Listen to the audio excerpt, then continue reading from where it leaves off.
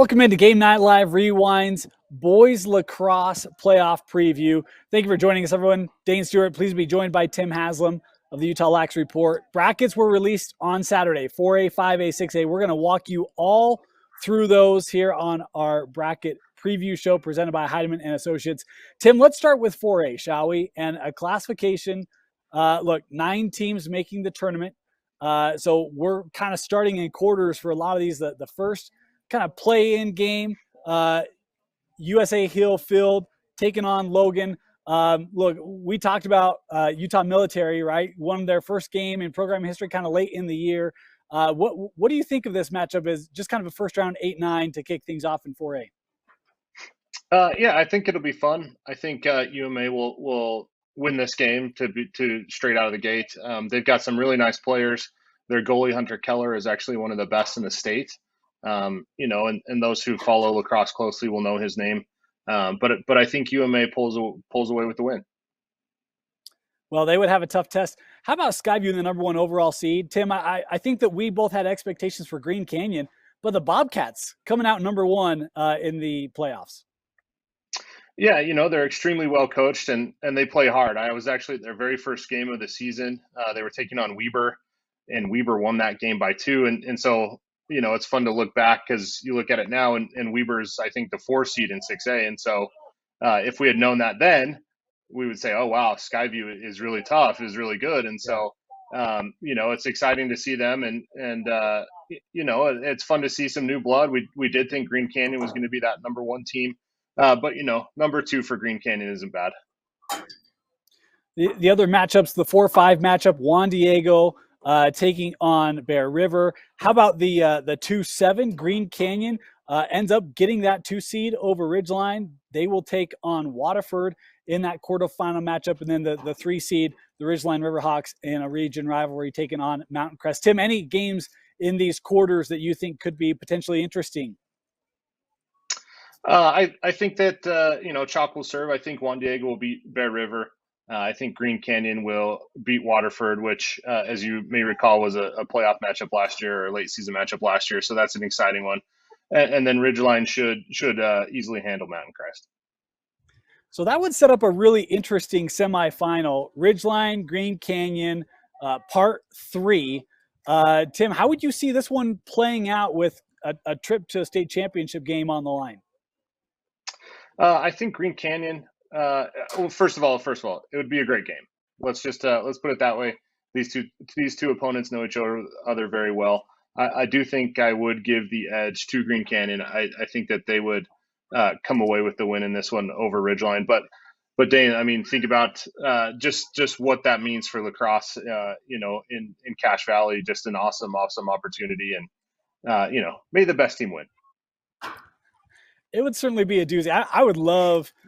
We'll see. We might find a way to make our way up to Cache Valley for that one.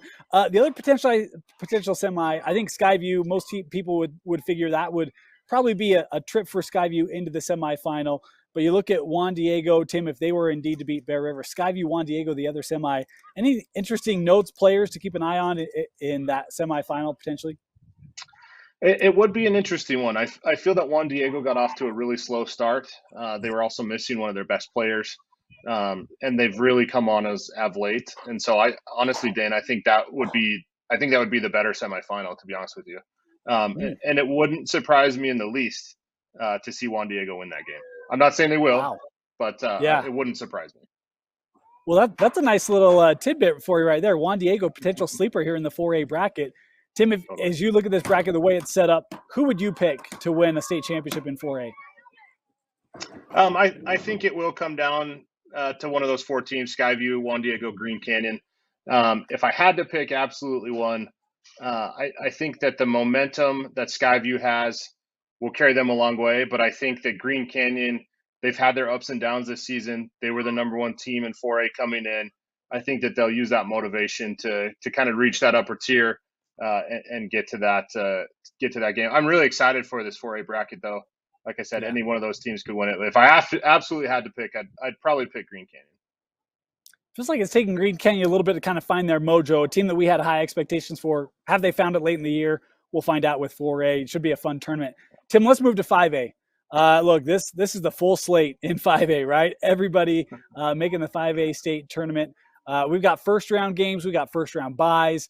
Tim, as you look at the first round games, any games that stand out to you as potential opportunities for an upset or a potential sleeper team to come out and put together a tournament run?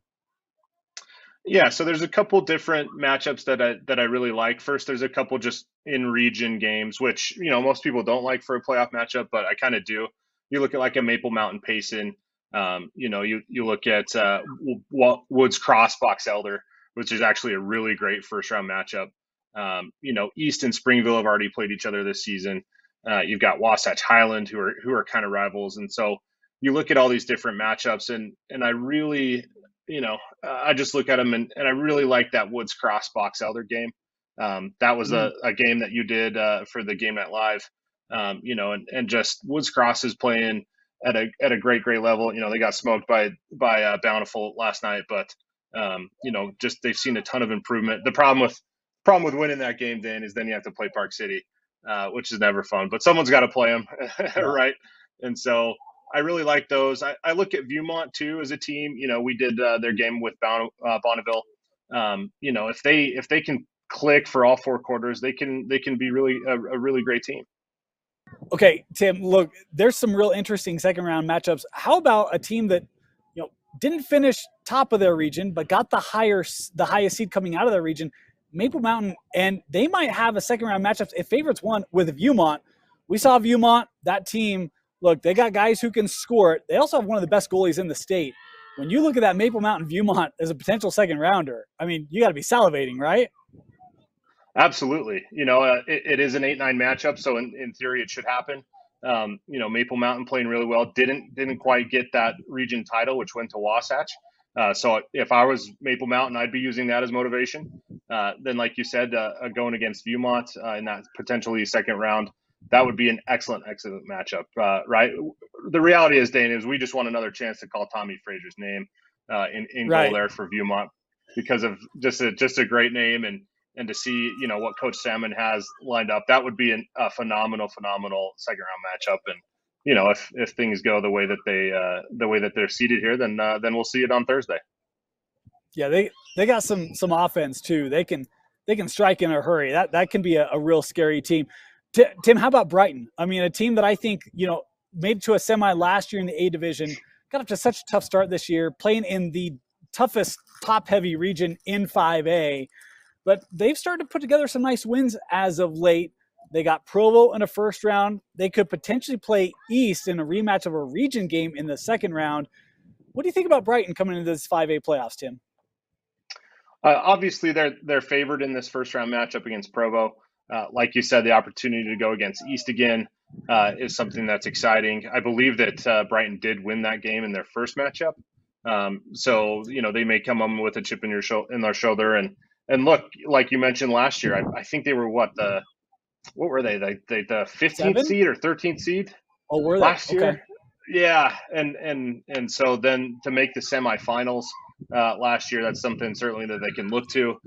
So if I was Brighton, I'd be really excited. Obviously, Park City would loom in the quarterfinals if they get past Provo and pass East or Springville. But yeah, that's definitely a team that's playing really well at the right time.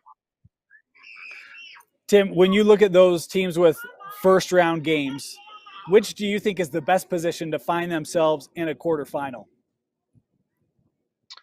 Again, I'd look to Viewmont. That would mean that they're going to beat Jordan, which should be an easy victory, and then have to play Maple Mountain or Payson. And so I really like Viewmont, kind of sliding into the quarterfinals. But again, don't be surprised to see Brighton in the quarterfinals. Then as we look at kind of the lower half, Timpview, I probably would put in that. They've got to feel a little chip on their shoulder, barely missing out on that first round bye.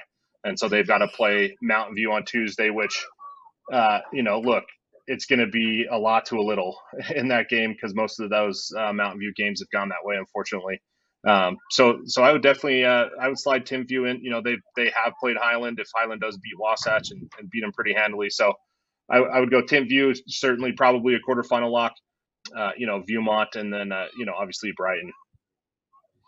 We talk about teams that had first round buys. Olympus the 1 seed, Park City the 2 seed, Bountiful the 3 seed, Alta the 4, Skyline the 5. Those are your first round buys in the 5A state tournament. Tim, we have potential for Park City Bountiful again in a semifinal.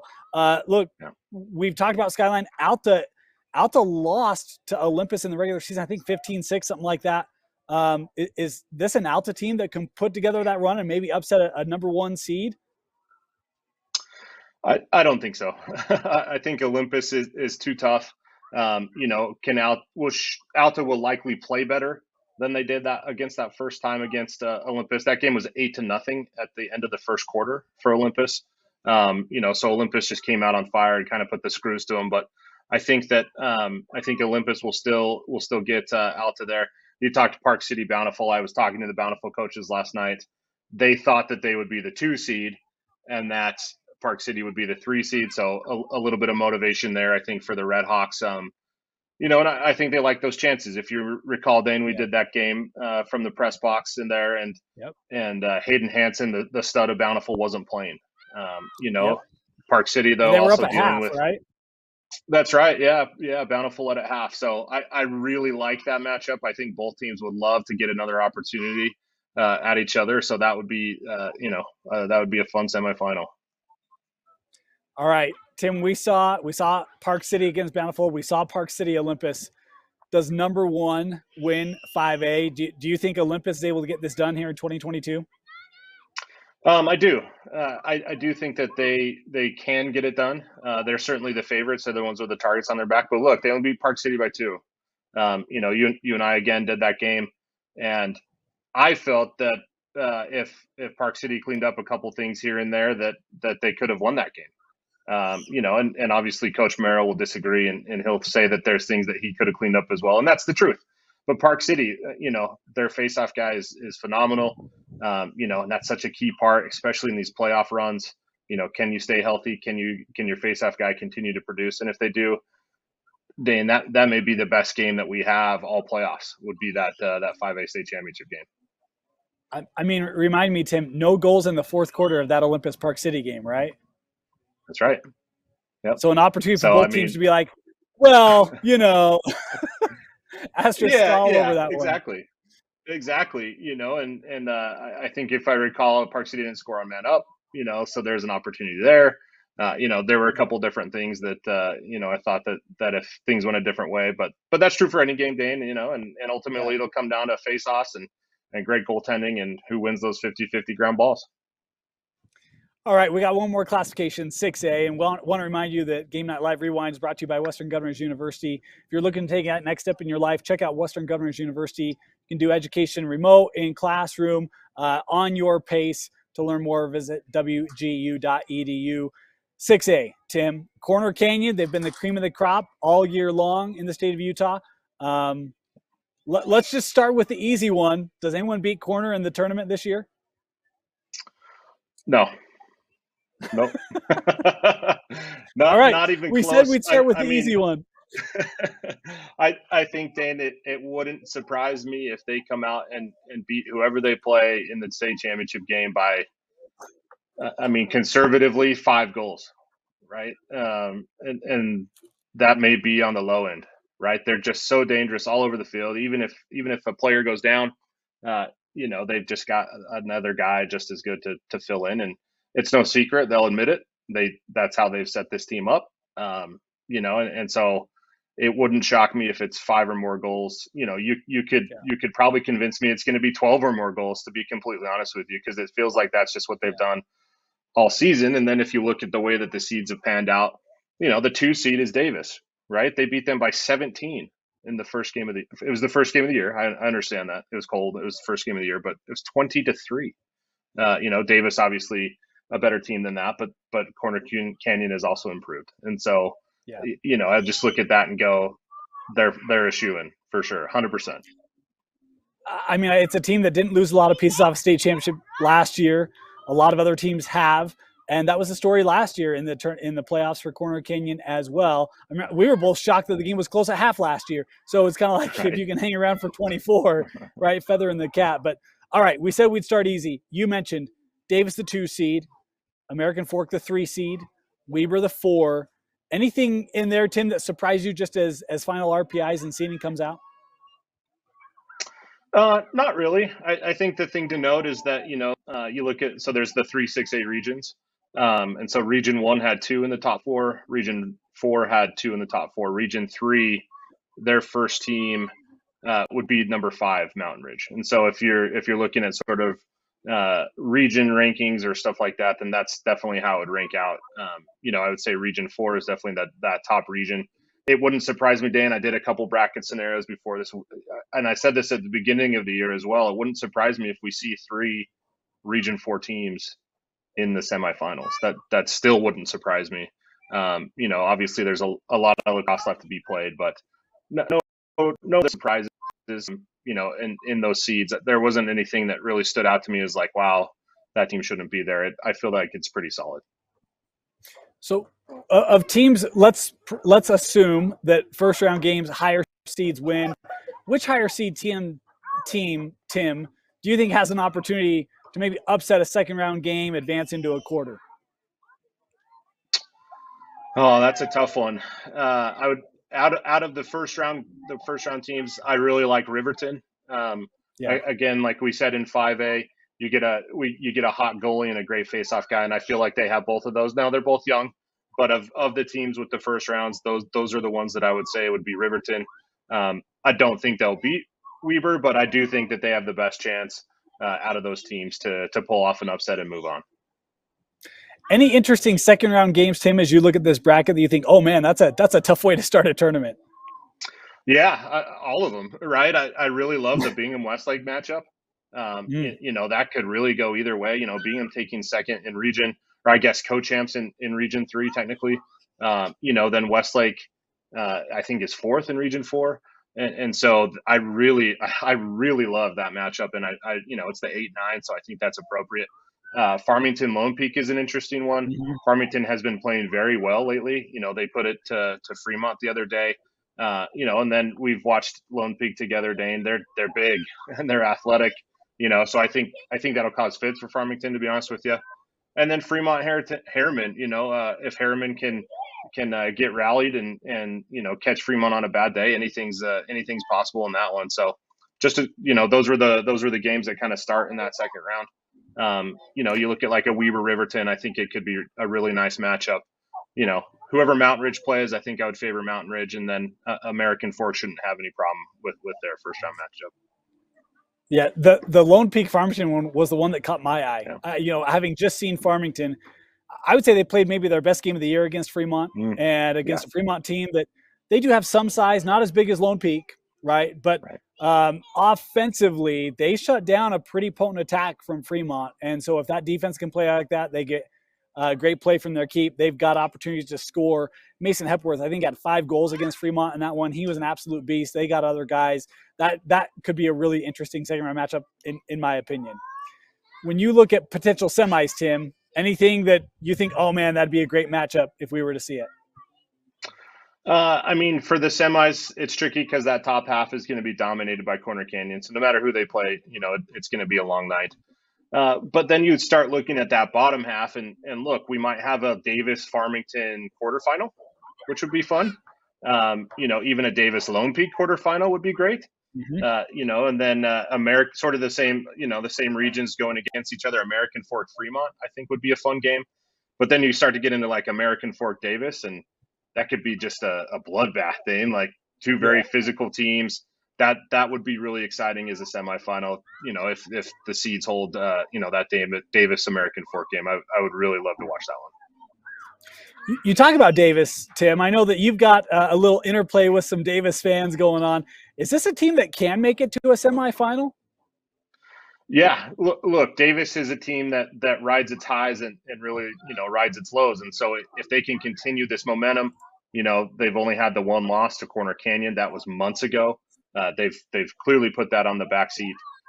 If they can ride their high and really start to play, they're playing well, obviously right now, winning the region. If they can, continue upward and really ride that, the sky's the limit.